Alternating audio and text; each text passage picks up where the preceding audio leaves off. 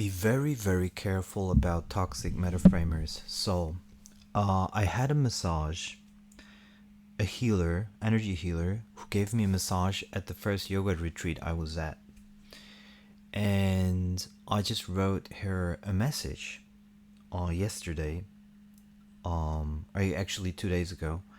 And I wrote her, I would like to have a session, another session. And when we parted, we said we make another session, and she said she could come at any place that I'm at, and I'm not that very far from where we were before, so it wouldn't be a problem really for her.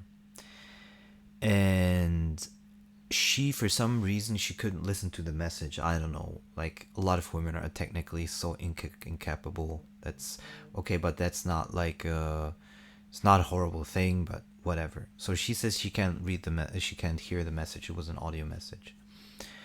So I then respond, well, I'd like to have a new session. Je voudrais autre séance. Okay. And then I'm in Seños. And she reads it on Instagram, and she doesn't respond.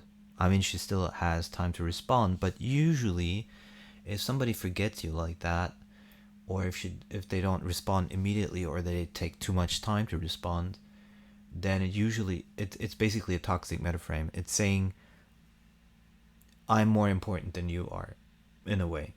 And it's not only that, but in especially in France, it's also extremely unpolite, by the way. So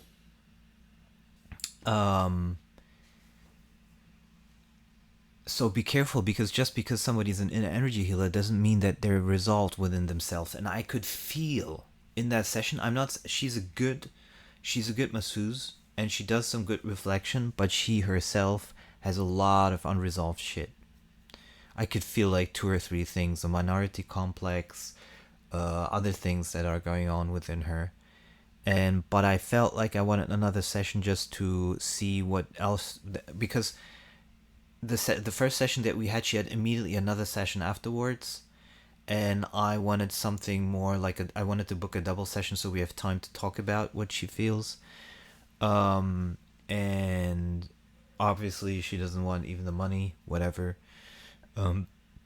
I love honesty, so if there was something that she was bothered with. But a lot of times toxic metaframers, they're not toxic metaframing to you specifically, they're just in general toxic metaframers. They're toxic people, and that's why she's probably also single.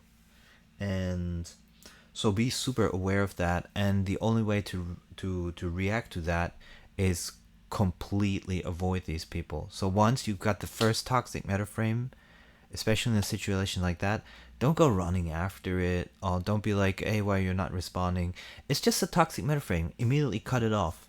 There's a million other people who are not toxic metaframers. 80% of people are toxic metaframers in the world. So, but seek the 10 to 20% that are not, and those you should stick to. Totally different experience. Then your life experience will be much, much better.